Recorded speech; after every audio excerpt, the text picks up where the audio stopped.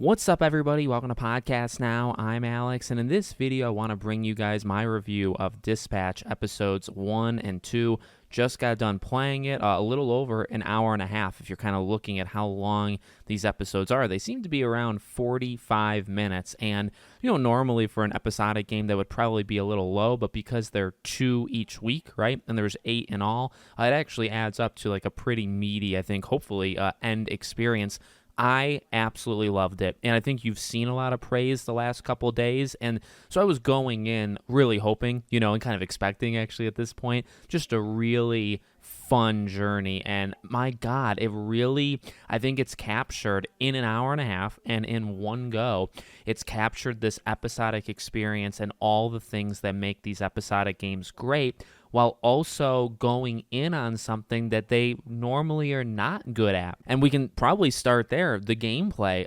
Now, the game is very much on rails, and I actually really liked that. There was a point where you're told, like, you're given $1, and he says, like, to go and get yourself a snack. And I thought for a second, we're like an hour in, and I haven't moved, the main character yet. I actually haven't moved him around, and it doesn't look like you're ever going to. And I'm totally cool with that because I think this game works really, really well on rails. But of course, when it gives the controller to you and it says, okay, here's a little bit of the actual gameplay, it has so much potential, and I wonder what they're going to do. I mean, I have some theories, obviously, of where characters can go and things like that, but I kind of want a mode where you're just dispatching people nonstop, because the amount of fun and the strategy and the quick thinking is really good. Look, the hacking is just memorization, right? It's down, up, down, or you kind of just quick, quick time events maybe in a way.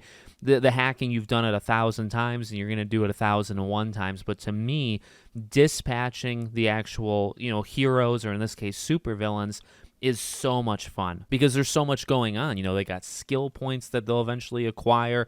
They kind of have their own unique abilities. The Invisigirl will, I believe if she goes by herself, she'll actually be able to go faster. She'll go to the job and get the job done faster than if you gave her another person that went with her. So there's all these kind of mini, kind of tweaks that you have to keep in mind, as you're sending these people out. Really fun. Really, maybe the only thing that gets in that way, the gameplay way, is everybody's kind of talking over each other, and I have subtitles on, so there's a lot of subtitles, like just reading and hearing required, and you having everybody kind of talk over each other, and they make a joke of that in the game, but also like you actually have to hear it. It gets a little annoying, but so much fun, really. And the hacking, honestly, is a lot of fun too. It's very simplistic.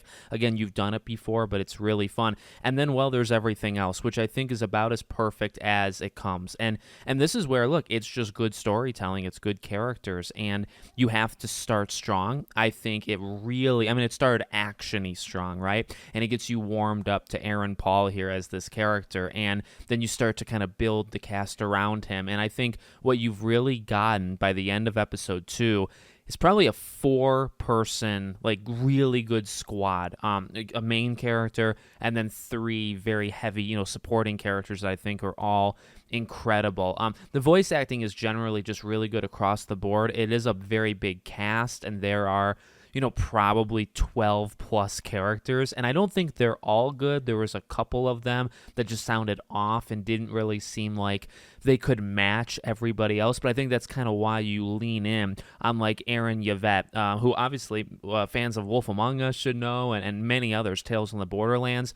She's phenomenal. Laura Bailey, she's always good, but just so freaking good in her role.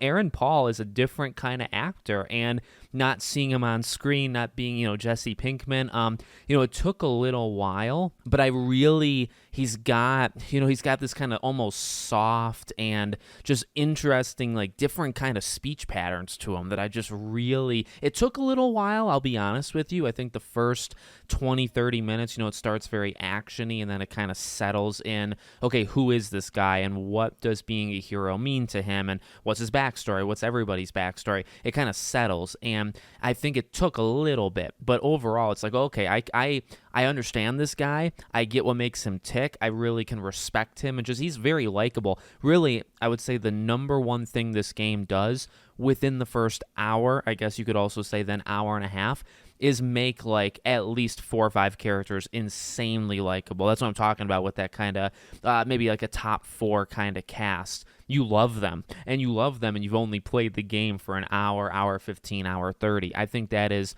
massive props to them as writers, and the music is incredible. There's some really nice sound that kind of goes on too. Kind of in more chaotic moments when certain things start to break down, or there's kind of like this big moment that catches you off guard, maybe catches him off guard. There's a very interesting like sound mechanic kind of thing that they play around with that I really liked.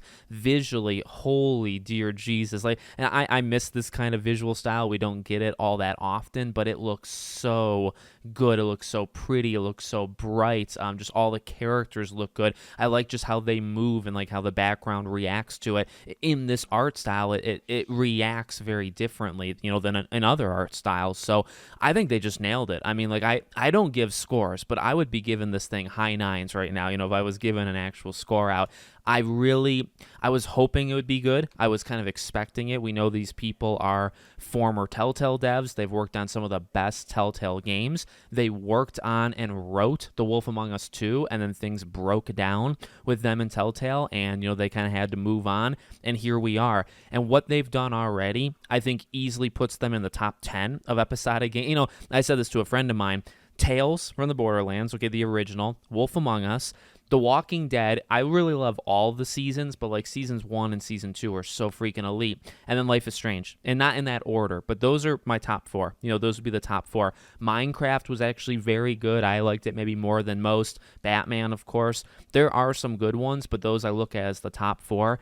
Dispatch, I really think, can break into the top 5 and maybe enter the conversation as one of the better games because, without getting into spoilers, and it's hard, I'm kind of trying to gloss over things, the intrigue that's going on and kind of the relationship between really him and the 2 main girls, right? And he's kind of got a very different relationship with both of them. But right now, I already have like 10 theories in my head, of like where those things are going to go. But it had comedy. I actually laughed out loud maybe 3 different times. Just some and again, he's a different kind of actor and he's a little bit more subtle. There was a few times he made me just like out loud laugh just here at my computer. So it's got the comedy, but it's got heart, and that really, I think more than anything, it reminds me of Tales. Tales on the Borderlands, I think, was the perfect, because they're all different, Life is Strange and Walking Dead and all this, but Tales had the comedy, and it really leaned on that. But one thing Tales had that maybe is a little underappreciated,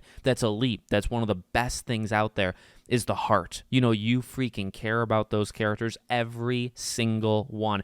It's got like a 6, 7, 8 cast list that just all of them are so lovable. That's what this reminds me of. I think that really is the one that comes to mind, because obviously they all have very similar, art styles, but I think just the immediate kind of love and character development thing that they got going on with so many of them, and where it can go, and you can tell they're going to rely on comedy, but they're going to also rely on the heart of things and what being a hero means. And these rejects, right, these super villains that he's trying to almost rehab, things are going to happen there, and there's going to be strained relationships, and he's already got interesting relationships with a couple of them, right? So you can really see, I think, a lot of the seriousness and like a story that is going to take itself seriously. Even the beginning of the game sets up, you imagine the ending, right? You have to go after him. So I just loved it. I really think it, like I said, it went so hard on all of the things we love about episodic games, and then even the gameplay, which is always the weakest because it's just not the focus. It's still not the focus, I would say. I had a lot of fun just choosing what he would say out loud, or actions I thought were meaningful and very good. But at the same time, like the dispatching mini game, if you want to call it that, I think has like underappreciated depth. I think you could really do some stuff with that if they choose to. We'll see. I imagine we're going to do it a couple times, but I wonder if they can even make a mode where you just do it nonstop to level these people up. That'd be really fun. But it really, like I said, I think Tales. I really think Tales, and we'll come back to that, as these next episodes and once the full game is out. But it reminds me probably more about Tales from the Borderlands than any of the other episodic games. Let me know what you guys think. Make sure, as always, you're subscribed to the channel, bell icon turned on, and I hope to see you all on the next one.